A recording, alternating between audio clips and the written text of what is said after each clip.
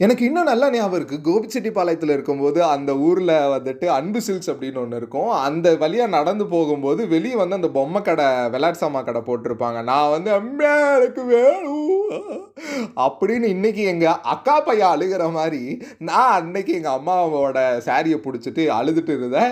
ஏன் அப்படின்னு பார்த்தீங்கன்னா, அன்னைக்கு பக்கத்து வீட்டு பையன் வந்துட்டு துப்பாக்கி, அதாவது தண்ணி துப்பாக்கி வச்சிருந்தான். தம்பி, தங்கச்சி டேப்ல விளையாடுறவங்களுக்கெல்லாம் தண்ணி துப்பாக்கினா என்னன்னு தெரியுமா? இட்ஸ் அ பியூட்டிஃபுல் அப்படியே அழிச்சுனா எங்கள் அண்ணன் மூஞ்சில அப்படியே புளுக் அப்படின்னு அடிக்கும். அப்படியே பீ அப்படின்னு போய் பீச்சிட்டு அடிக்கும். ஸோ இந்த மாதிரி ஒரு விளையாட்டு சாமானுக்கு பின்னாடி ஒரு மிகப்பெரிய நன்றி சொல்லும் கதை இப்போ தான் நீங்கள் கேட்க போகிறீங்க. நீங்கள் கேட்டுட்டுருக்கிறது என் குரல் எனும் தமிழ் பாட்காஸ்ட் மற்றும் நான் உங்கள் மணிகண்ட பாலாஜி. இது பாதை முடிந்த பின்பும் பயணம் முடிவதில்லை. தினம் தினம் ஒரு எபிசோட். இன்னைக்கான எபிசோட் அப்படி எட்டி டைட்டில் பாருங்கள், அந்த ஃபோட்டோவை பாருங்கள், அந்த விளையாட்டு சாப்பாடை பாருங்க, வாங்க இந்த எபிசோடை கேட்கலாம். நற்பவி மக்களே, அதாவது குழந்தை பெற்றுக்கிறதெல்லாம் ஒரு பெரிய கமிட்மெண்ட் அப்படின்னு சொல்லிட்டு இருக்க இந்த மாடர்னைஸ்ட் ஆன ரிலேஷன்ஷிப் காலகட்டத்தில், அதாவது டீபாப்புலேஷனோட அஜெண்டா அப்படின்னு கூட சொல்லலாம். ஸோ இந்த மாதிரி இருக்க காலகட்டத்தில் ஒரு 25 வருஷத்துக்கு முன்னாடி நீங்கள் ஃபோட்டோவில் பார்க்குறீங்களா அந்த சிரிப்பு, அடடடடா இப்போவும் அதே மாதிரி தான் சிரிக்கிறேன்னா அதுக்கு நிலையான காரணம் என்னென்னா, அன்னைக்கு ப்ரைஸ் டேகே பார்க்காம எங்கள் அப்பா வாங்கி கொடுத்தா அந்த விளையாட்டு சாமான்னு சொல்லலாம். ஏன்னா சின்ன வயசில் ஏதோ ஒரு விஷயம் மறுக்கப்படுது, இல்லை ஏதோ ஒரு விஷயம் கொடுக்கப்படல, இல்லை ஏதோ ஒரு விஷயம் நிராகரிக்கப்படுதுன்னா அந்த பிஞ்சு மனசில் நஞ்சை விதைக்கிற மாதிரி தான் வந்துட்டு ஒரு ஒரு சிரிப்பு பறி போயிருக்கும், இல்லை ஒரு அன்பு காணாமல் போயிருக்கும். எல்லாமே அதாவது அழிக்கக்கூடிய ஒரு விஷயம் தான், அழிஞ்சு போகக்கூடிய ஒரு விஷயந்தான் உங்ககிட்ட இருக்கிற பணம். ஆனால் அழியவே கூடாத விஷயந்தான் உங்களோட அன்பு, உங்களோட சிரிப்புன்னு வர வர எனக்கு புரிஞ்சுட்டு வருது. ஸோ அதை நீங்கள் எடுத்துக்கிட்டு இந்த ஃபோட்டோவை பார்த்துட்டு அப்படியே இந்த ஒரு கதையை எங்கே தொடங்கலாம் அப்படின்னு பார்த்தீங்கன்னா, உங்களுக்கும் எனக்கும் ஒரு ஒரு 4-5 வயசு இருக்கும்போது நாம் ஏதோ ஒரு பொருள் கேட்டிருப்போம், இல்லை ஏதோ ஒரு விளையாட்டு சாமான் கேட்டிருப்போம். ஆனால் அன்னைக்கு இந்த இந்த இந்த தண்ணி துப்பாக்கியிலேருந்தே ஆரம்பிக்கிறேனே, அந்த தண்ணி துப்பாக்கி வாங்கிட்டு வந்தப்போ பின்னாடி நான் வந்து வெளியே எங்கள் வீட்டுக்கு வெளில பைப் வச்சுருப்பாங்க, அதில் தண்ணி பிடிச்சி பிளிக்குன்னு எங்கள் அண்ணனோட மூஞ்சிலே அடிக்கிறா. ஓ மை காட் அப்படின்னு எல்லாம் சொல்ல தெரியாது. ஏன்னா அப்போ தான் நாங்களாம் ஏபிசிடி படிச்சுட்டு இருந்த காலகட்டங்கள். அந்த டைமில் வந்துட்டு அந்த அந்த பிதுக்குன்னு அடித்ததில் வந்துட்டு அடடா சூப்பராக இருக்கே, ஆகா அது சூப்பராக இருந்துச்சு. அதாவது இந்த காலகட்டத்தில் டோரிமான் சின்சான் பார்த்து கைத்தட்டி சிரிச்சிட்டு இருக்க காலங்கள் குட்டி குழந்தை இதுனா, அந்த காலத்தில் ஒரு 90s காலகட்டத்தில் வளர்ந்த எனக்கு வந்து எப்பேற்பட்ட காலம்னா அடடடடடா இப்போ நினைச்சாலும் அந்த தண்ணி துப்பாக்கி இப்போ சம்பளம் வந்தடே ஓடி போய் வாங்க போகிற மொதல் விஷயம் அதுதான். ஏன்னா அது வந்து வெரி வெரி எக்ஸைட்டிங்கான விஷயம். ஸோ இந்த மேலே பார்க்குற இந்த விளையாட்டு சாமான் வந்துட்டு நம்ம சென்னையில் நடந்த அந்த தீவுத்திடல் நடந்த அந்த இடத்துக்கு போயிருந்தப்போ தான் எனக்கு பார்த்து சிரிப்பாக வந்துச்சுங்க. இன்னைக்கு நிஃப்டிலேயோ இல்லை நிஃப்டி 50 பீச்லேயோ சம் ஸ்டாக்ஸ்லேயோ கிரிப்டோலேயோ போட்டு பணத்தை பெருக்கிட்டு இருக்க இந்த காலகட்டங்களில் அந்த சந்தோஷம் வரமாட்டேங்குது. ஆனால் பாருங்க, எங்கள் அக்கா பையனுக்கு அந்த பொம்மையை வாங்கி தரும்போது இல்லை அடடா என்ன ஒரு ஆனந்தம். இல்லை என்னோட புக் ரீடிங் கிளப் ஃப்ரெண்ட்ஸுக்கோ, இல்லை எனக்கு ரொம்ப க்ளோஸான பீப்புளுக்கோ, இல்லை ஸ்ட்ரேஞ்சர்ஸ் யார் என்னன்னே தெரியாதவங்களுக்கோ, அவங்களுக்கு ஏதோ ஒரு விஷயம், அதாவது நான் எப்பவுமே சொல்கிறது தான், உங்களோட நேரமும் உங்களோட உழைப்பும் தான் உங்கள் கையில் காசாக இருக்குதே. அதனால் அதை கன்சிடர் பண்ணுங்கள், அதை வேல்யூ பண்ணுங்கள்.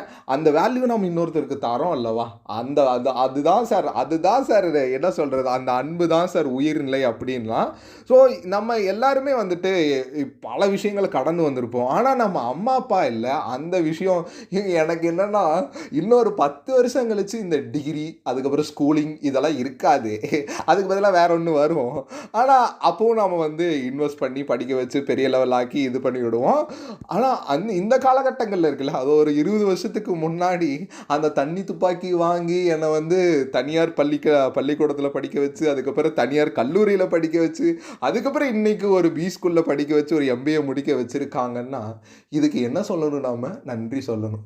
ஆனால் நம்ம கோவத்தில் என்ன சொல்லுவோம் அப்படின்னா, நீங்களாம் எனக்கு என்னம்மா பண்ணுன அப்பா, நீங்களாம் எனக்கு ஒன்றுமே பண்ணலப்பா, அமைதியாக இருங்கப்பா அப்படின்னு ஒரு ஒரு குறை சொல்கிறேன் தெரியுமா. அப்படியே இப்படி இப்படி கன்னத்தில் விட்டுக்கணும் எனக்கெல்லாம். நான்லாம் அப்படி தான் டெய்லி அடிச்சுட்டு இருக்கேன். ஏன் அப்படின்னு பார்த்தீங்கன்னா, இந்த அப்பா வந்து சபரிமலை போகிற வழக்கம் உண்டு.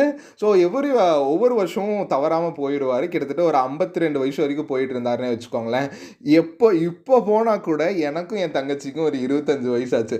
ஆனால் இப்போ போனால் கூட அந்த விளையாட்டு சாமான எங்களோட அந்த சந்தோஷத்துக்காக, அந்த கடந்த கால நினைவுகள் அப்படிங்கிற ஒரு காலகட்டம் இருக்குல்ல, அதை மீட்டெடுக்கிறதுக்காகவே என் தங்கச்சிக்கு வந்து அந்த கிச்சன் செட் வாங்கிட்டு வருவார். எனக்கு வந்து அந்த பேப்ளேடுன்னுலாம் சொல்லுவாங்க. இப்படி ஒரு பம்பரம் மாதிரி இருக்கும். அது இப்படி உள்ள வந்து ஒரு ஒரு குச்சி மாதிரி இருக்கும். அதை வெட்டி இப்படி இழுத்து விட்டோம்னா ஸ்வைங்குன்னு அப்படியே சுத்தும். அதெல்லாம் சுத்த தெரியாத காலகட்டத்தில் இப்படி இழுக்கும்போது அந்த சுத்தி இருக்கிற அந்த அந்த ஷார்ப்பான இது இருக்குல்ல என் கையில் அடிச்சுக்கும்.